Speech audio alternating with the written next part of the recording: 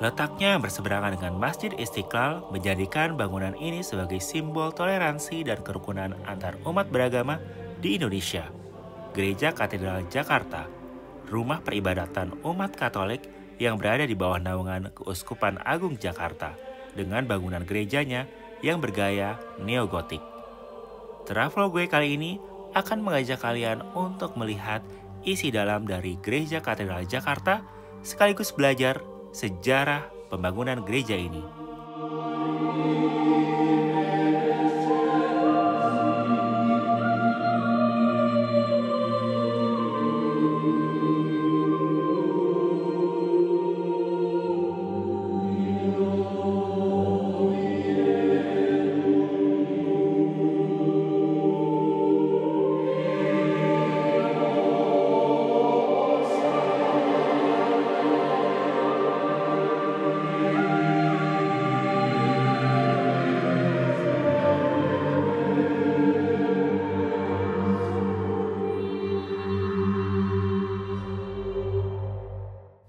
Memasuki ruang utama Gereja Katedral Jakarta, kita akan dibuat kagum dengan kemegahan interiornya. Langit-langit berkubah yang tinggi menciptakan kesan lapang dan sakral. Pilar-pilar kokoh menopang struktur bangunan, sementara jendela-jendela kaca patri memancarkan cahaya yang menyinari isi dalam ruangan gereja ini. Fasadnya pun dihiasi dengan patung-patung santo dan elemen dekoratif yang khas gaya gotik. Perhatikan pula detail-detail ukiran kayu pada mimbar dan bangku-bangku gereja. Semuanya dikerjakan dengan teliti dan penuh seni. Mari kita dengarkan sejarah pembangunan gereja katedral ini. Induk dari Gereja Katolik Keuskupan Agung Jakarta, di mana Gereja Katolik ini berpusat di Papua, yang mana Gereja Katolik dari Keuskupan Agung Jakarta maupun keuskupan yang lain di Indonesia ini semua berpusat ke Vatikan. Akhirnya pemimpin umat tertinggi adalah Bapak Paus yang pernah datang tahun lalu bulan September. Nah, Gereja Katedral ini sendiri bukan gereja yang pertama yang dibangun, tapi dari sejarahnya ada dulu gereja yang sebelumnya digunakan sebelum jadi Gereja Katedral ini. Jadi berdiri yang pada Jakarta, teman-teman biar punya gambaran. Kalau melihat juga, dia karena Keuskupan Agung ada Jakarta, ada Bogor, ada Bandung, ada Semarang, ya, ada 38 keuskupan di Indonesia. Nah, di sini termasuk dalam Keuskupan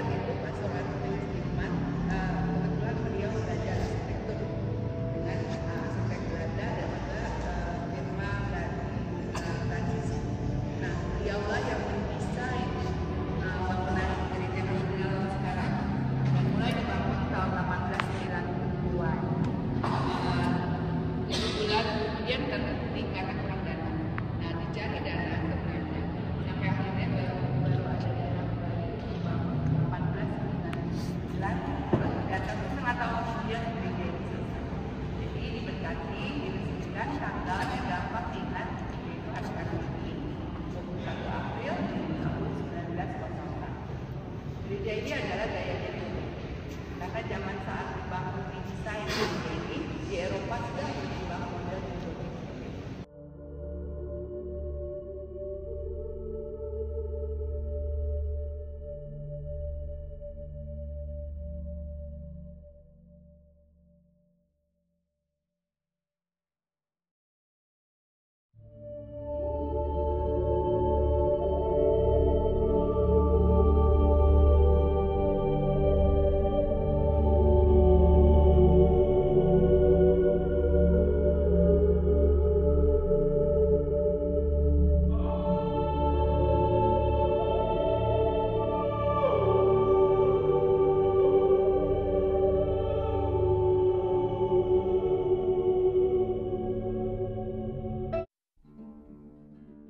Gereja Katedral Jakarta bukan hanya sebuah bangunan megah dengan arsitektur yang memukau, tetapi juga sebuah monumen hidup yang menyimpan sejarah, seni, dan nilai-nilai luhur.